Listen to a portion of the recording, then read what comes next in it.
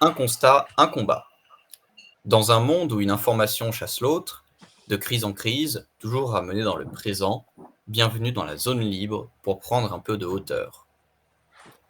Dans une dissociété de plus en plus dysfonctionnelle confinant à la dystopie, pour éviter le pire, un constat, un combat. Aujourd'hui, en partenariat avec la revue Disruption, la revue de presse du 8 février 2024.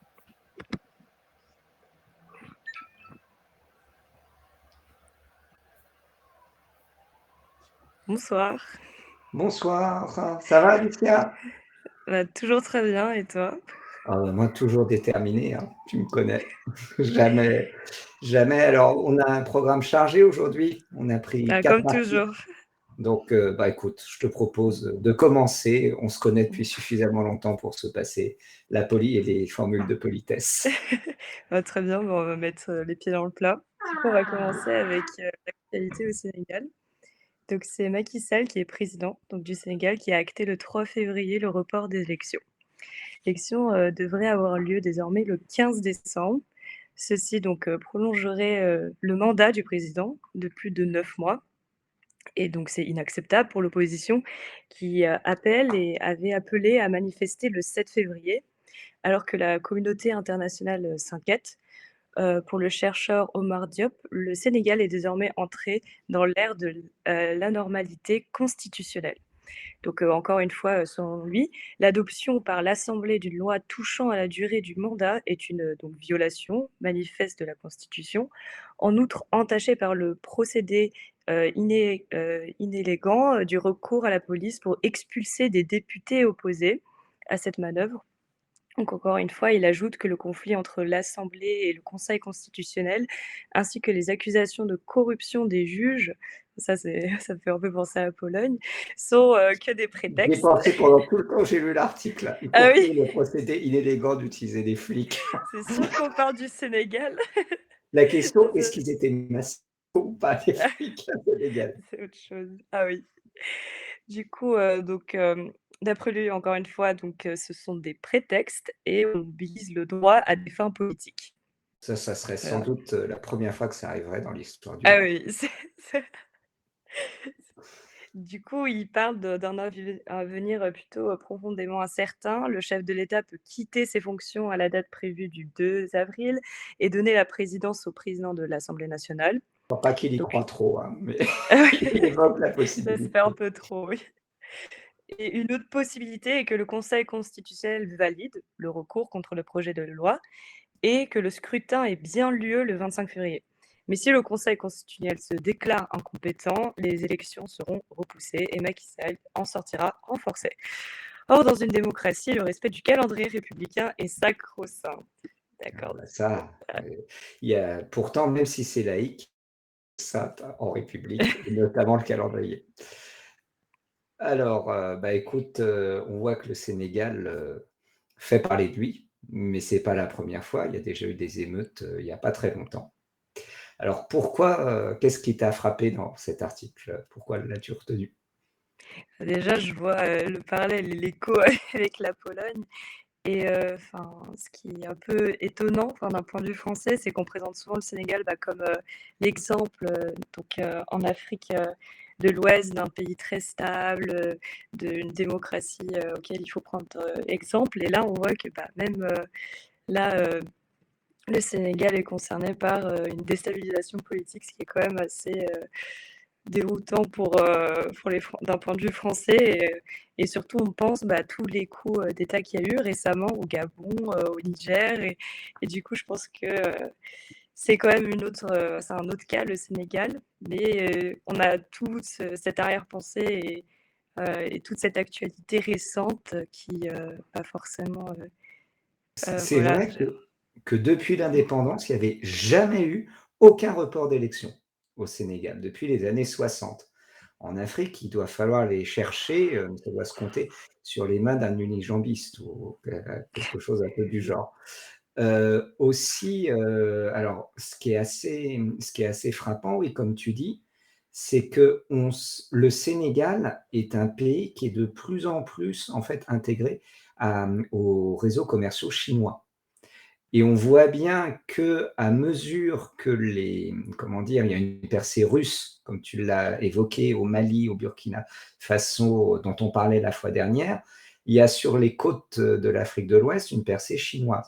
Il paraît que maintenant, à Dakar, la jeunesse friquée apprend plus le mandarin que le français, parce qu'ils voient un petit peu où va l'avenir, d'une certaine manière. Donc oui, on sent que avec la Russie comme avec la Chine, la question de la démocratie et des droits de l'homme va se poser de manière assez différente, on va dire. Et c'est vrai que dans les années 90, on disait toujours le préalable au développement en Afrique, c'est la démocratisation. Et on sent là qu'il y a un basculement, puisqu'il y a de plus en plus de pays africains qui se disent qu'au fond, ils peuvent peut-être faire des affaires, que ce soit avec la Chine ou avec la Russie, avec no strings attached, en gros, sans qu'on leur fasse la morale sur les droits de l'homme, ce qui leur plaît bien. Alors après, dans le cas du Sénégal, il y a tout un imbroglio assez complexe, avec en gros beaucoup de candidats à la présidentielle, plus populaire que l'héritier putatif du président Macky Sall, mais tous ces candidats plus populaires ont des problèmes pour faire valider leur candidature par le Conseil constitutionnel. Donc, on voit qu'il y a un petit peu un premier filtre à la démocratie. C'est un peu le système des 500 signatures comme en France, sauf que les 500 signatures en France, le filtre, c'est réussir à réunir des signatures de maire. Là, ça a l'air d'être de les faire valider par le Conseil constitutionnel. Mais c'est un autre challenge.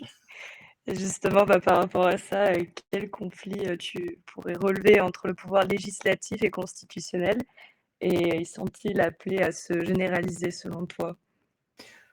Il se généralise beaucoup, et notamment en Europe. C'est qu'en fait, il y avait une vision de la démocratie un petit peu libérale qui disait il y a la Constitution qui est la loi centrale, et il y a le pouvoir législatif qui a aussi en fait, la Constitution est la loi qui chapeaute les autres lois, enfin le mode de fonctionnement, et après, le Parlement est souverain. Il y avait vraiment cette idée de dictature de la loi qui était consubstantielle de la démocratie libérale du 19e siècle. Et en fait, il y a eu de plus en plus un glissement, alors en France depuis les années 70, avec, on l'a vu sur la loi immigration, concrètement, que le Parlement fait une loi, mais après, c'est le Conseil constitutionnel qui la passe au crible. Parfois, tant mieux, me diras-tu peut-être, c'est un autre débat. Mais au bout d'un moment, ça rentre un petit peu, il y a une forme de conflit entre législatif et constitution. Parce que les juges constitutionnels se mêlent de beaucoup plus de choses. Les constitutions sont souvent beaucoup plus touffues. Quand tu prends par exemple la constitution de la France de la Ve République, donc constitution un peu old school, si j'ose dire, tu peux la lire en une après-midi. Si tu n'as rien d'autre à faire, tu peux lire la Constitution. Il y avait cette idée, ça devait être un texte lisible. Tu prends la Constitution, les constitutions modernes, par exemple la Constitution de la Pologne, elles font des centaines de pages, elles sont sur plein de points très très variés, et en fait, mine de rien, elles ont un impact de plus en plus lourd sur le processus législatif. Et donc les députés se disent, oui, mais d'une certaine manière, qu'est-ce qu'on fait ? Et c'est vrai qu'il y a eu ce conflit aussi en Pologne sur la Ah question oui. des juges constitutionnels et du pouvoir législatif. Et on voit que c'est un peu la même chose au Sénégal. Alors, Oui. plus sur la question des candidats, mais ça montre que dans toutes ces démocraties un peu émergentes, on a du mal à trouver un équilibre. Surtout pour les Polonais, dans leur cas, c'est plutôt l'Union européenne qui leur hurlait dessus et qui les rappelait à l'ordre. Mais on va dire la Pologne, elle, dans sa crise démocratique et dans sa constitution, elle avait besoin justement bah, de se mettre en avant et de montrer un peu comme un adolescent, non, je suis un peu souveraine et notamment sur toutes les questions d'état de droit. Mais ça, c'est un autre débat, mais c'est vrai que Bah, c'est assez intéressant à observer. c'est un vrai débat si on est dans l'état de droit ou si on est Mmh. dans la démocratie. Parce que si Mmh. on est dans la démocratie, ça veut dire que les élus peuvent remettre en cause le droit. Et on a du mal maintenant à fonctionner là-dessus. Alors, en plus, en Afrique, je pense qu'il y a quelque chose qui doit encore aggraver la situation, c'est que très souvent, les partis politiques ont une assise quand même assez tribale. C'est des réseaux de clientèle. C'est pas comme en Europe, des coalitions d'intérêts autour de programmes politiques. Souvent, il y a des clientèles, des liens ethniques qui cimentent les partis politiques en Afrique. Et forcément, ça fragilise la démocratie parce que on ne sait pas vraiment qui est le garant du bien commun, en fait. Est-ce que c'est le droit? Est-ce que c'est l'Assemblée si elle est aux mains de partis qui défendent des groupes d'intérêt particuliers?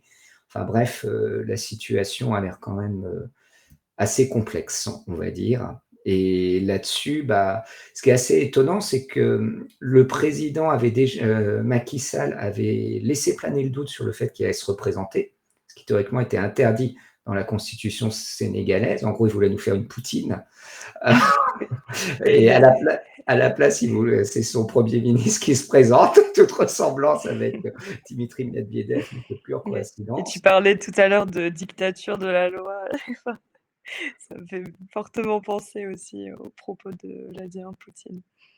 Oui, oui, C'est on voit vrai. ça. Bah oui. Mais il y a vraiment 2 blocs qui se dessinent, en fait. Il y a un bloc occidental dans ce qui va s'appuyer sur l'état de droit et un bloc plus, alors non occidental, qui va de plus en plus s'appuyer sur la dictature de la loi. Et la question qui est intéressante, c'est ce que va faire l'Afrique. Parce qu'on voit que l'Afrique est un peu en train de basculer. Ça, c'était la remarque qu'avait fait. Je ne sais pas si tu avais vu la vidéo d'Emmanuel Todd sur l'Ukraine il y a quelques mois, où il disait vraiment ça, qu'on voyait qu'il y avait tout un ensemble du monde qui, pour l'instant, était un peu dans la vision occidentale sans trop y croire, et qui, avec l'affaiblissement de l'Occident, pouvait tout à fait basculer vers des modèles qui seraient des modèles plus inspirés par la dictature de la loi. Enfin bref, à suivre, mais ce qui est certain en plus, c'est que le Sénégal, il doit être assez déstabilisé à l'heure actuelle avec la montée des matières premières. Parce que c'est typiquement les pays côtiers d'Afrique, que ce soit d'Afrique du Nord ou d'Afrique de l'Ouest, c'est des pays, dès qu'il y a les cours des matières premières qui augmentent, ça va faire basculer une partie de la population dans une vraie pauvreté. Et à partir de là, toutes les aventures sont possibles. À voir, oui. À voir, affaire à suivre. Alors maintenant, je te propose de passer au deuxième article.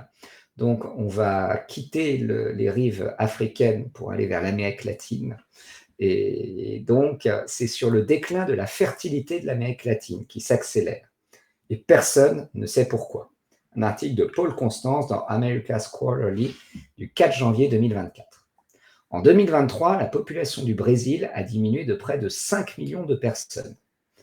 Ceci est lié à une baisse de naissance, l'accroissement naturel de la population y étant de 0,52% pendant les années 2010, contre le double dans les années 2000. La tendance s'est accélérée, alors que la fertilité a diminué aux États-Unis de 7% en 2013 et 2022 sur la même période. Elle a décru son des pourcentages allant de 10 à 34% dans les pays latinos ou ceux des Caraïbes. Selon Luis Rosero Bixby, démographe et fondateur du Central American Population Center à l'Université du Costa Rica, la baisse est vertigineuse. En 7 ans, le taux de fécondité en Uruguay est passé de 2,0 à 1,27 enfants par femme. C'est sans précédent. Les causes de ce déclin sont multiples. La généralisation de la contraception, le report des grossesses sont évoqués. Mais les démographes pointent surtout sur des questions économiques et sociales, ainsi que sur la volonté des femmes d'avoir accès à une meilleure éducation. Pour Hoffman et Rosero Bixby, la diminution des cohortes d'écoliers est également une opportunité inattendue pour améliorer la qualité de l'éducation, notamment en augmentant les ratios étudiants-professeurs. Ça me semble être un peu du wishful thinking, mais pourquoi pas. Alors, Alicia, tu es jeune, qu'est-ce que ça te fait de vivre dans un monde de vieux? On va dire que normalement, il y aurait une richesse qu'on pourrait avoir des générations d'avant. Mais vu qu'on a de tels défis qui se dressent devant nous, un peu, montrés comme sans précédent, on nous parle de toute la transition écologique. Il y a notamment la transition numérique. Donc du coup, plein de changements qui sont très nouveaux sur certains aspects. Pas sur tout bien évidemment parce que le progrès, voilà, c'est l'ADN même de notre évolution de la civilisation. Mais du coup, on va dire que c'est un peu déroutant, mais en même temps, c'est très palpitant et on a l'impression que c'est des fois un peu, même un peu ce qu'on entendait pendant le covid bizarrement, c'était donc les jeunes qu'on devait, prendre sur nous et qu'on allait être un peu sacrifiés, justement pour sauver toutes ces générations-là. Mais on va dire qu'il y a des ponts qui avant existaient et c'est plus vraiment le cas parce qu'en fait, on vit trop dans des mondes un peu différents et dans des organisations différentes. Du coup, je dirais un peu là-dessus, on va dire, c'est un peu, je sais pas trop. Je suis Il tout y a à quelque fait chose à d'accord avec tirer, mais Je suis voilà. tout à fait d'accord avec toi. Ma femme est née dans les années 70, moi dans les années Ouais, 80, et je ouais, vois qu'on ne vit pas dans le même monde. Déjà, c'est en ça. l'espace de tout simplement, l'informatique, c'est quelque chose. Moi, j'avais 12 ans quand Internet est apparu, elle en avait 17, et on voit. Alors, j'ose même pas imaginer pour vous ce que c'est. Et alors, aussi, le problème, c'est que les vieux, c'est les gens qui votent, alors que Oui, les jeunes ne votent pas. Donc, en fait, quoi que vous fassiez, vous serez minoritaire en plus, vis-à-vis des défis du futur. c'est ça. Oui, il faut, inciter les jeunes à plus voter, mais j'ai quand même foi parce que c'est juste on a un engagement et une volonté politique qui est juste un peu différente et elle prend une autre forme. Mais on va dire que toute, l'infrastructure et toute l'organisation ne suit pas, quoi. On a une autre sensibilité et une autre façon de s'engager, mais qui, voilà, forcément fait un peu lever, les yeux, aux générations d'avant. Mais Enfin, les générations d'avant jusqu'à un certain âge, oui, c'est rassure-moi. ça. Oui, c'est ça. Ça dépend de l'âge, mais globalement, quand même, ça fait sursauter. Et alors, là-dessus, parce que on a des systèmes sociaux, tu parlais des infrastructures qui doivent Ouais, être complètement, enfin, qui ne sont pas tout à fait adaptés. Mais les systèmes sociaux, ont été pensés dans un monde où il y avait plein de jeunes pour les financer. Alors, je te remercie de travailler dur pour financer mes futures, ma future retraite, mais comment tu vois la possibilité de faire perdurer des systèmes sociaux dans un monde où il y a plus de vieux que de jeunes? c'est difficilement, compatible. Je pense que, tout, c'est pensé de sorte que ça soit, solidaire entre les différentes générations et forcément, s'il y a un trou, ça va faire bizarre. Mais une certaine réponse que j'ai pu entendre justement sur, cette préoccupation, c'est qu'on pourrait augmenter la productivité. Voilà, donc ça c'est souvent le maître mot, c'est voilà, pas nécessairement besoin de plus d'entrée de jeunes sur le marché, mais dans ce cas-là, voilà, augmenter cette Ça, tu sais ce que ça productivité-là veut et dire? Ça veut dire qu'on va vous pressurer comme des citrons. c'est un peu ça. Après ça va dépendre bien évidemment de, quel secteur ou autre, mais il y a des moyens qui permettent d'augmenter la productivité, du coup, c'est pas la seule force humaine, mais quand même, c'est vrai que ça fait un peu plus, appréhender et peur parce que, il y a toute une génération qu'on aura besoin, enfin, de leur payer en retraite, tout ça, cotiser pour, nous les actifs, pour, ceux qui ont déjà donné du du dur labeur et du coup, c'est vrai que c'est difficile à imaginer et la réforme des retraites qui a suscité tant de protestations ici en France. Mais Heu, en tant que vieux, j'ai le droit de le dire, ouais. je vais mettre les pieds dans le plat. Oh, c'est pas Mais si vieux, est-ce que c'est vraiment de la solidarité de faire payer les jeunes pour les vieux? Parce que personnellement, moi, je pense que la base d'une civilisation, c'est de toujours miser sur le futur, sur les jeunes. C'est-à-dire que le vieux doit à un moment savoir s'effacer.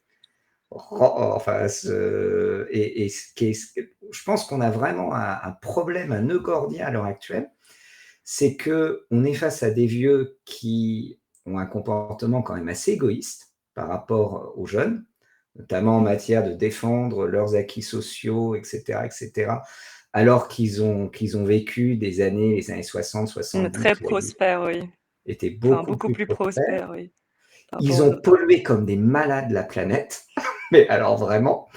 Et là, sur le tas, ils arrivent en disant: «Ouh lolo, la transition écologique, faudrait quand même la faire, c'est pas bien». Mais ils continuent à voter en masse, en fait, pour des partis politiques qui ne changent pas grand-chose. Donc, au bout d'un moment, moi, c'est un vrai problème que je me pose. Est-ce qu'il ne faut pas dire mort aux vieux?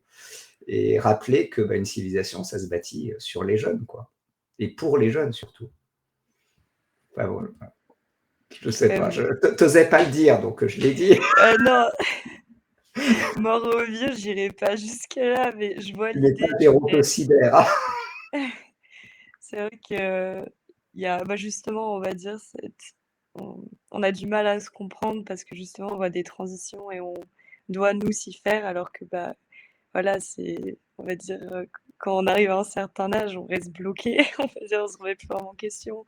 On a déjà un tel vécu qui fait qu'on a une telle perception et du coup, il y a une entente qui se fait plus. Il y avait beaucoup voilà, d'échanges qui n'ont pas lieu et qui auraient pu justement faire en sorte de vraiment aller dans le même sens. Et là, oui, là, c'est vrai que ça crée des distorsions. Et bon. Mais est-ce que tu n'as pas l'impression que le paradoxe, c'est qu'on n'a jamais eu un président aussi jeune et qu'on n'a jamais eu quelqu'un avec des idées tant de vieux, quoi? C'est beaucoup de vieux qui le soutiennent aussi, hein, ce jeune. Oui, non, Ouais. c'est vrai, c'est quelqu'un qui a l'air d'aimer la vieillesse et dès son plus jeune âge, y compris dans ses choix privés. Oui. Oui, c'est ça. C'est ça. Du coup, bon, pas si jeune que ça, on va dire, entouré de beaucoup de vieux. C'est ce que je dis toujours aux élèves, vous savez, il y a des gens qui sont nés vieux et ça se voit. Alors, pour essayer de bannir ce monde d'une planète, ce cauchemar d'une planète grise, qu'est-ce que tu penses, quelles pourraient être les mesures que pourraient prendre les gouvernements pour justement rehausser la fécondité? Le réarmement, c'est ça? Alors, réarmement nataliste. Oh là là. Je pense, il y a beaucoup une question de la place de la femme, pour moi, qui est quand même centrale et je pense un peu plus savoir, concilier donc on va dire la vie privée avec la vie, de travail. Souvent, les femmes, elles parlent du fait que quand elles reviennent de leur congé, elles ont du mal à revenir sur le marché du travail et je pense que si elles arrivent à avoir une certitude que facilement elles peuvent, et concilier leur vie privée et donc fonder une famille et en même temps travailler avec, justement des mesures adaptées, ça pourrait aider justement les femmes à pouvoir gérer les 2 et bien évidemment aussi que les hommes, mettent un peu plus la main à la pâte, que ce soit dans le privé comme sur, dans le travail. Je pense que ça pourrait être une mesure, qui pourrait être assez intéressante. En tout cas, de mon point de vue, de moi, une jeune qui est active et qui compte, le rester et Mhm. et pas Tu sais, c'est ce qu'on disait dans ma génération, c'est qu'on avait mmh réussi l'égalité parfaite entre hommes et femmes jusqu'à l'arrivée de l'enfant. Oui. Ah oui, c'est Et, ça, ça et chamboule qu'en tout, fait, ouais. dès que l'enfant arrive, là, brutalement, toute cette égalité vole en éclats. Ouais. Après là-dessus, c'est aussi l'enfant qui parfois le décide. Mmh. C'est-à-dire que l'enfant ne réagit pas pareil en fonction des deux. Mais c'est-à-dire, alors toi, tu ne considères pas du tout que ce sont des politiques d'aide sociale qui pourraient aider?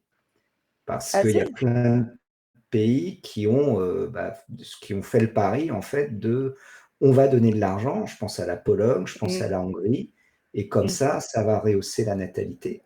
Ça n'a pas d'ailleurs bien fonctionné. Et oui, c'est ce que je me dis, c'est que ça fonctionne pas très bien. Enfin, ça incite, je pense, un peu, mais bon, je pense que c'est un peu, ça va ça peut pas avoir un vrai impact, c'est marginal, je pense. C'est vraiment pour moi, c'est central le fait que doit y avoir, pour les femmes facilement, cette façon de concilier la vie privée et la vie active.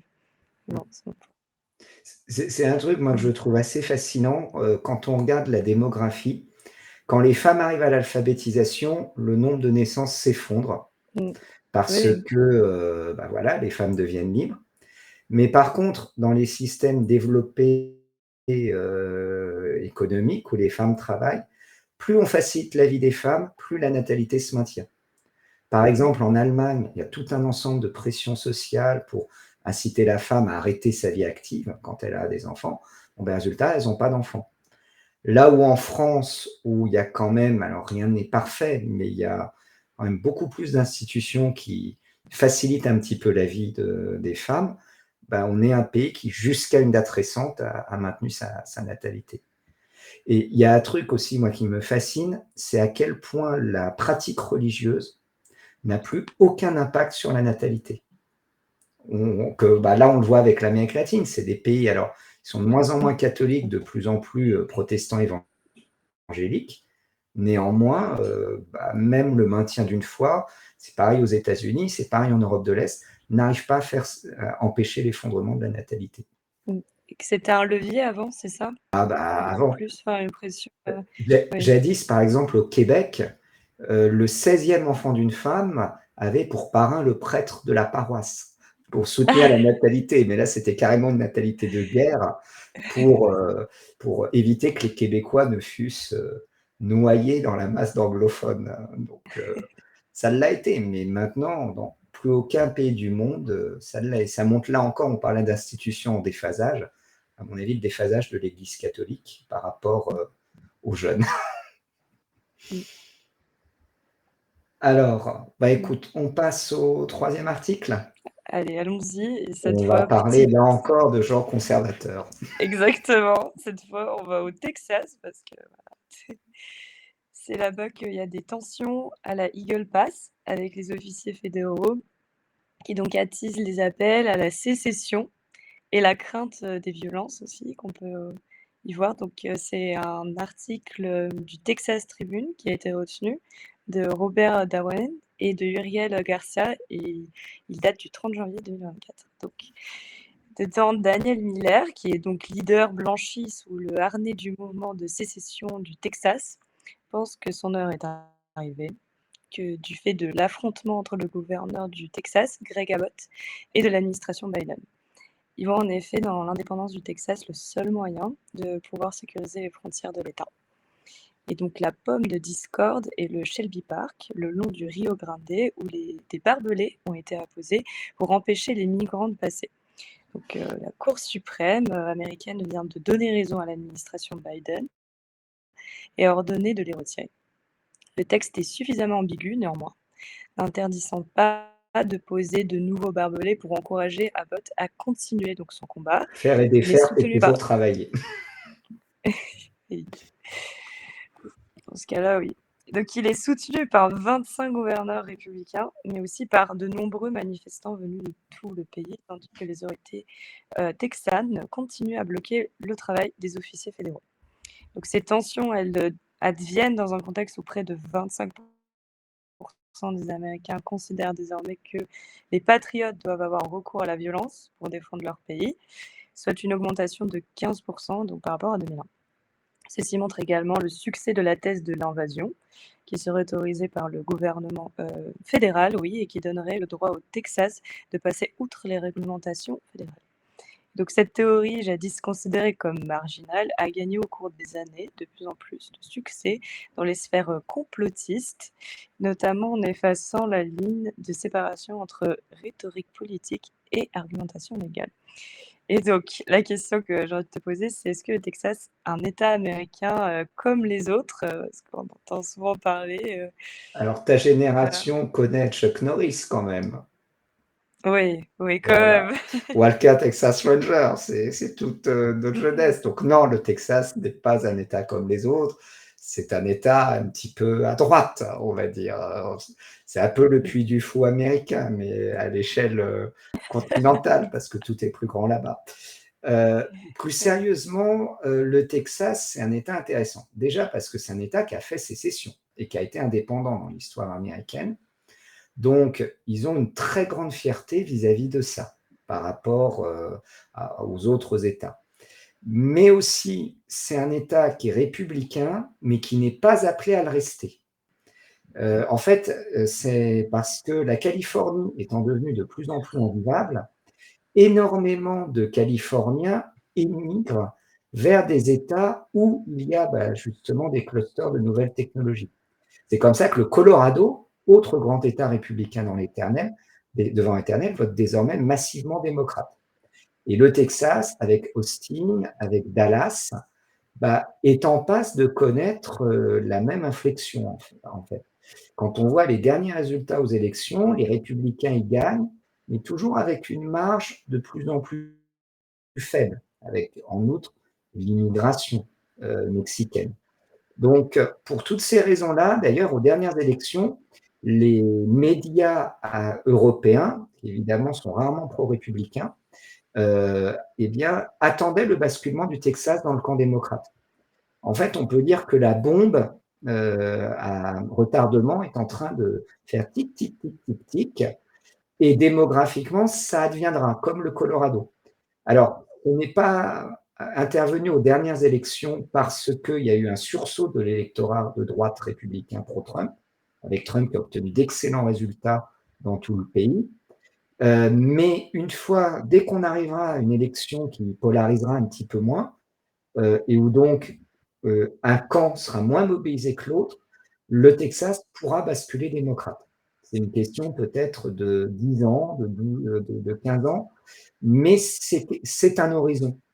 Et je pense que Greg Abbott a un petit peu cet horizon en tête parce que ce qu'on remarque chez les républicains qui commencent à sentir que démographiquement, ils ne pourront plus l'emporter, ils essayent de pratiquer une forme de fossilisation du droit, de créer tout un ensemble de pratiques légales pour encore 2 minutes, monsieur le bourreau, comme disait la vieille chanson, c'est-à-dire retarder l'inévitable. Un exemple typique, c'est beaucoup dans ces États du Sud qui vont connaître la bascule démographique et qui sont pour l'instant républicains, que s'est développé le Speak English Movement, qui est un mouvement pour obliger que l'anglais soit langue officielle de ces États, justement pour éviter que l'espagnol ne la remplace. Parce qu'aux États-Unis, il n'y a pas de langue officielle. Parce que jusqu'alors, les Américains étaient absolument persuadés que de toute façon, l'anglais allait s'imposer naturellement. C'est de moins en moins le cas dans les États, dans tous les États en fait confrontés à l'immigration mexicaine. C'est pour les États républicains, qui sont souvent des États qui se développent beaucoup, eh bien, les populations des métropoles votent de plus en plus démocrates. C'est le cas aussi à Atlanta, c'est le cas un petit peu parce que c'est souvent des métropoles de haute technologie dans les États républicains. Donc, pour toutes ces raisons-là, le Texas est un État un petit peu pivot aux États-Unis, parce que d'un côté, il y a vraiment un parti républicain qui est déterminé et qui a l'intention de se battre avec tous les arguments légaux pour maintenir sa puissance, mais d'un autre côté, ils sentent que la bombe à retardement est en train de tourner. Et les gens qui savent qu'ils n'ont plus que pour 10 ans, 12 ans à avoir les mains libres, vont peut-être avoir tendance à vraiment poser le drapeau d'une certaine manière et faire en sorte qu'il n'y ait pas de possibilité de retour en arrière. Après, moi, il y a un truc que je trouve super rigolo, c'est que quand Trump est à la Maison-Blanche, il y a la Californie qui menace de faire sécession, et quand c'est Biden à la Maison-Blanche, c'est le Texas. Tout ça semble indiquer que c'est quand même des États qui sont de plus en plus, prisonniers de logique centrifuge, et qu'il ne faut jamais oublier ça, c'est que les États-Unis ont connu une guerre de sécession et que la méfiance vis-à-vis de l'État fédéral y est extrêmement forte. D'ailleurs, qui se transforme de plus en plus en une acceptation de la violence, notamment. On a pu voir, qui était quand même inédit, l'assaut du Capitole. Donc ça, c'était le 7 janvier 2021, quand on a vu quand même ces images sans précédent, et aussi de plus en plus des mouvements très patriotiques des États-Unis, comme Canon, où à la tête il y a l'officier Monsieur Fly, quand même. Donc déjà tout un parti, une sphère d'élite des États-Unis qui justement commence à se rattacher dans les anciens combattants, notamment d'Afghanistan, qui rejoignent de plus en plus tous ces mouvements complotistes, et qui, au sein de différents forums, il y a beaucoup de haine qui sont diffusées, et après ça a conséquences concrètes qu'on a pu voir en janvier 2021. Et puis, en fait, il y a aussi la même chose à l'extrême gauche, avec le mouvement Black Lives Matter, qui parfois a été très, très viril. En fait, on est de plus en plus aux États-Unis face à une forme de guerre moléculaire. C'est une théorie de guerre de basse intensité, en fait, entre des groupes politiques radicalisés. C'est vraiment très impressionnant. Et à quel point, en fait, le discours de violence est un discours… Tu vois, en 2021, tu parlais du Capitole, ils étaient 15% à… Non, pardon, 10% à justifier la violence pour des actes patriotiques. Maintenant, ils sont 25%. Ça promet pour le résultat des élections à l'automne dernier. D'autant plus qu'aux États-Unis, ils n'ont pas le même rapport à la violence que nous. Alors ça, c'est un truc, moi, que j'ai toujours trouvé très étonnant. Ouais. C'est que la République est née dans le sang. Puisque la première République française est la conséquence directe des massacres de septembre 92, qui, comme leur nom l'indique, n'ont pas été un pique-nique. Ou alors sur le cadavre des prisonniers éventrés, mais c'est un autre débat. Par contre, aux États-Unis, là aussi, les patriotes ont été violents pour chasser la tutelle britannique, mais cette violence est inscrite dans la Constitution. Le droit sacré de renverser un gouvernement si le gouvernement n'arrive pas à satisfaire les besoins des hommes. Et peut-être qu'aux États-Unis, comme il y a eu une forme de sanctification de la Constitution, que ce soit sur le port d'armes, que ce soit sur cette possibilité du droit à l'insurrection, ça explique pourquoi dans les mentalités, la violence politique est beaucoup plus acceptable qu'en Europe, parce que nous, en Europe, la constitution de la Première République, il n'y a plus personne qui s'en rappelle. Et aussi les conditions de création. Et je crois qu'il y a ici quelque chose, et c'est assez étonnant, parce que on voit les Américains, ils aiment beaucoup le consensus. Autour du barbecue, ils vont toujours être dans le consensus mou sur qu'il ne faut pas froisser machin, il faut être toujours pas un mot plus haut que l'autre. Mais alors, par contre, quand il s'agit de politique, là, ils sont 10 fois plus violents que les Européens. En gros, les Français, c'est des grandes gueules, mais il n'y a pas grand-chose derrière. Oui. Oui, c'est vrai. C'est vrai qu'il y a un autre rapport. Ça fait plaisir, ça fait plaisir pour les Français. Non, mais c'est vrai qu'on observe beaucoup. Enfin, je connaissais une amie qui avait quelques amis militaires américains, et elle me disait que c'est absolument pas le même rapport à la violence. Même les militaires français sont beaucoup plus maîtrisés dans un sens. Et elle m'expliquait que vraiment c'était banalisé parmi eux. Après, bon, je pense qu'elle est tombée sur spécifiquement peut-être des brutes, je sais pas, mais elle m'a expliqué que ses amis-là lui racontaient que ce rapport à la violence qui est bien différent ici en France et en Europe. Il y a aussi un truc, c'est que quand tu regardes le recrutement des armées, alors ça c'est un grand classique, c'est comme les forces de police, le recrutement se fait toujours dans les zones assez rurales et assez conservatrices. Donc l'armée américaine, elle est très clairement dans le sillage des Texans, mais des Texans qui en ont marre des ingénieurs bobos d'Austin et de Dallas, si tu vois ce que je veux dire. Et je crois qu'ils ont vraiment une conscience très aiguë que, en fait, c'est maintenant que si la situation continue et suit son cours paisible, ils deviendront minoritaires et ils perdront définitivement le pouvoir, sauf dans quelques États complètement paumés, etc. Et je pense que c'est aussi une des raisons pour lesquelles ils sont en train de se radicaliser et que malheureusement, ils risquent d'avoir du mal à lâcher le morceau. On verra bien. Et c'est vrai que là déjà, c'est une spirale de violence qui commence à prendre de plus en plus de force. Et on va voir quand est-ce que ça va frapper. Mais c'est marrant parce que je me rappelle, c'était une analyse des résultats de la campagne électorale de 2004. Donc, tu vois, c'était l'affrontement entre George W. Bush Jr. et John Kerry.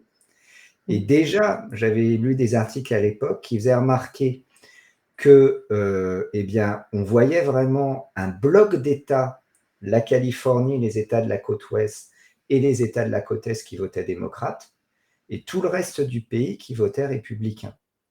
Et que ça faisait vraiment une division qui ressemblait beaucoup en fait à déjà une cassure de pré-guerre civile. Alors, de nos jours, on verrait toujours en fait ces deux blocs, sauf que depuis l'élection de Trump, on s'est rendu compte que si on prend une carte plus fine des résultats électoraux par comté, c'est-à-dire qui permettent notamment de prendre en compte les métropoles, ben on voit que ce n'est pas une carte entre État républicain et État démocrate, mais une carte entre métropole démocrate et arrière-pays républicain, y compris dans les États comme la Californie, qui votent massivement démocrate, mais c'est du fait du poids des métropoles. Donc, en fait, je ne pense pas que ça sera un remake de la guerre de sécession, avec des États qui se séparent. Ça sera beaucoup plus, je ne sais pas si tu as vu les films de George Romero, l'invasion des zombies, avec les qui se font attaquer par les gens de l'extérieur.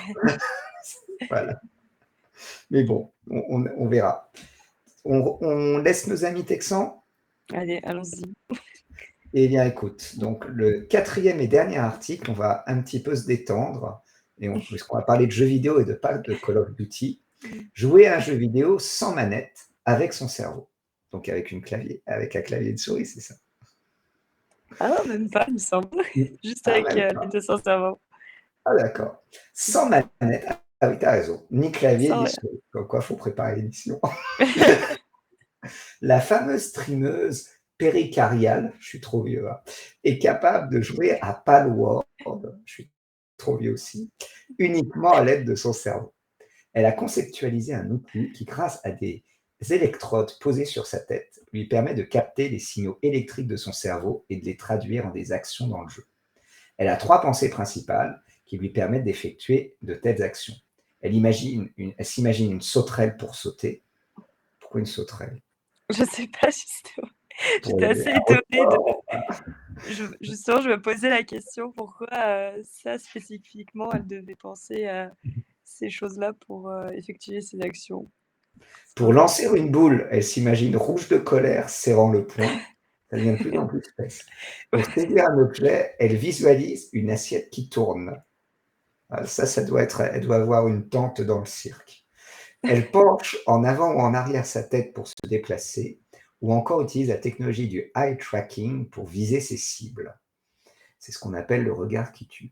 À la question posée par un internaute sur le but de son outil, elle répond que si on peut, on doit, et que ce serait marrant de parvenir à commercialiser leur invention. Alors, pourquoi as-tu retenu cet article, Alicia? Parce que déjà, il nous permet un peu de parler de tout ce monde des jeux vidéo auquel j'essaie Tu de joues aux bien jeux passer. vidéo? Pas assez, j'aimerais bien.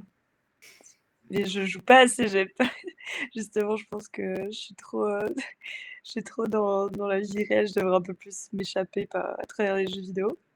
Mais j'avais des petites périodes, mais je pense que j'osais pas assez vraiment m'immerger dans ce monde-là.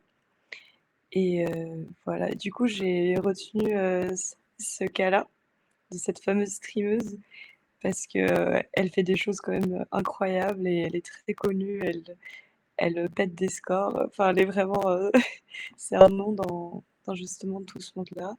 Et je trouve ça quand même fou qu'aujourd'hui, maintenant, on va avoir besoin de rien et que ça va si vite. Voilà, plutôt.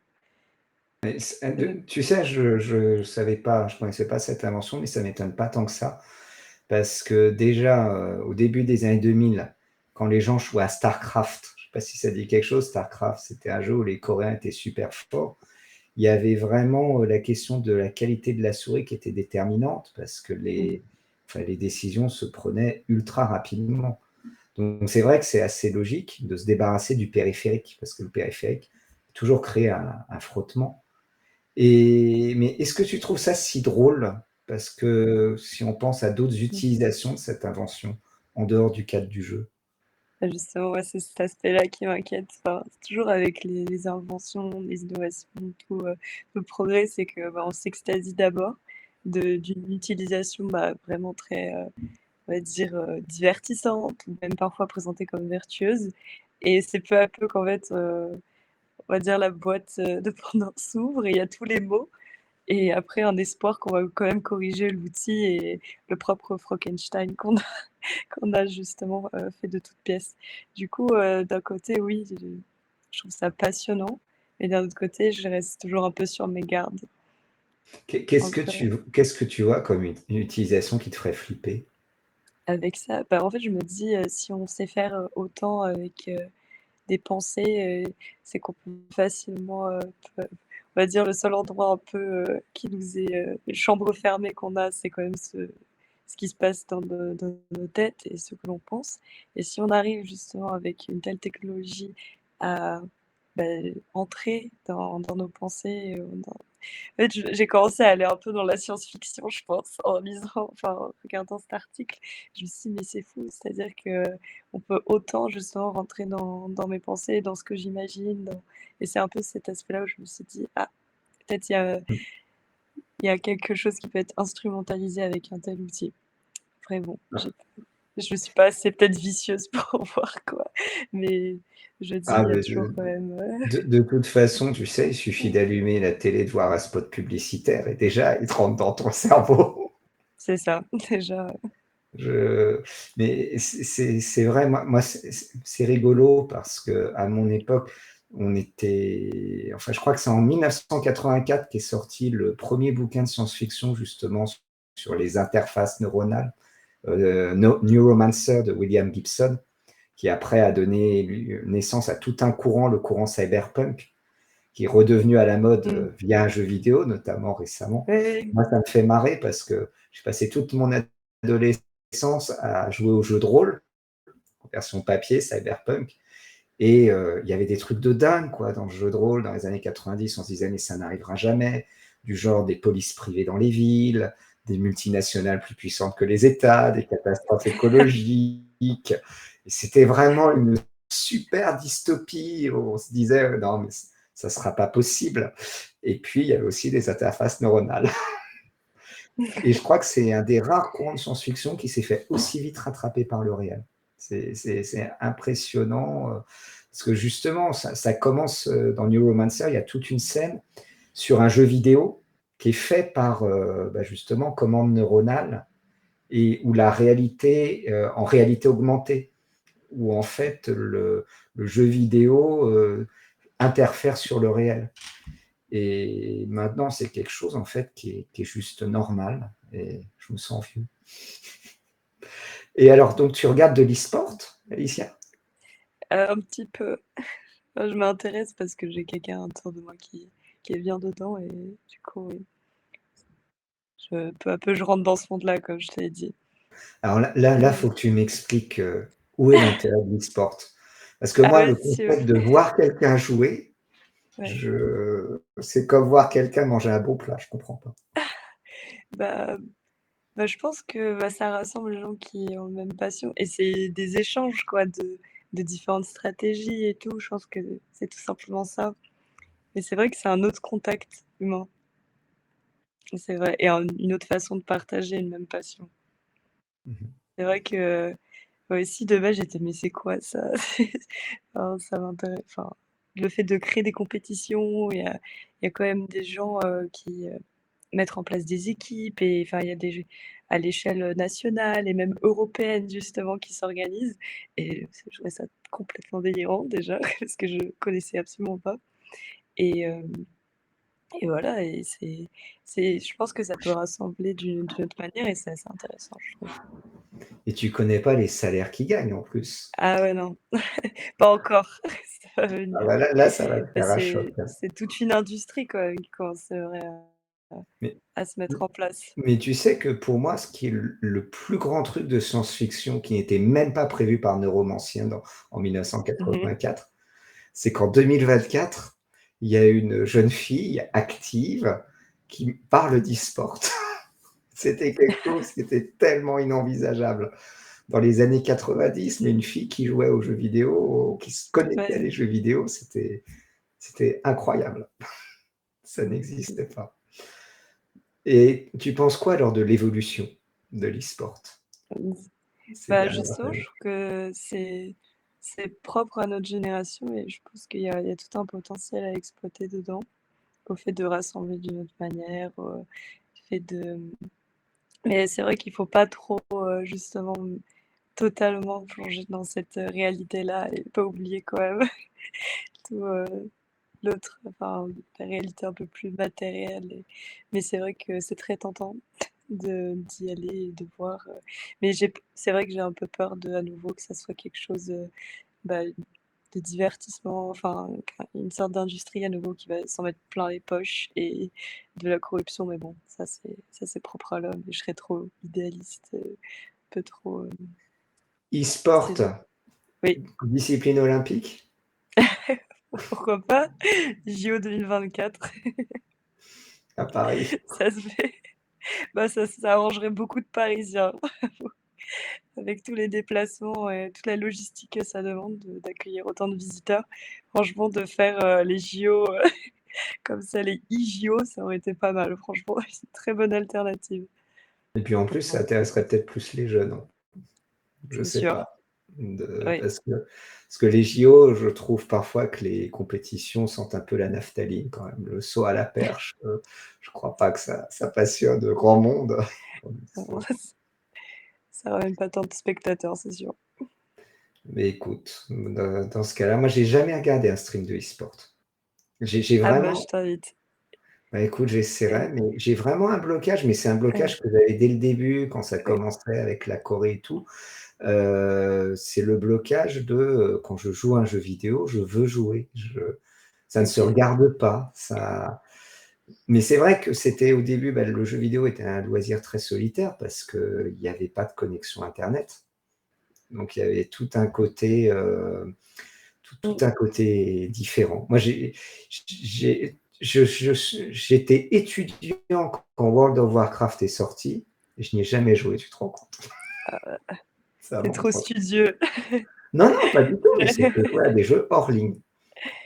Mmh. C'était voilà. Je me suis toujours méfié de la drogue en plus. Bah, tu verras sur Twitch, je pense que Bah, écoute, tu pourras trouver beaucoup, justement de compétition, tout ça. OK, bah, rendez-vous est pris. Beh, merci beaucoup Alicia. Je pense qu'on a fait le tour et puis donc, bah, il me reste à souhaiter une bonne soirée et puis à la prochaine. Très bien, bonne soirée à toi aussi. Salut. Salut. Dans la dissociété des dysphories contemporaines, il faut garder son esprit critique, soutenir la zone libre, s'abonner à ses réseaux et partager. Dans une société des crises en dissolution, être dans la zone libre, c'est passer du constat au combat.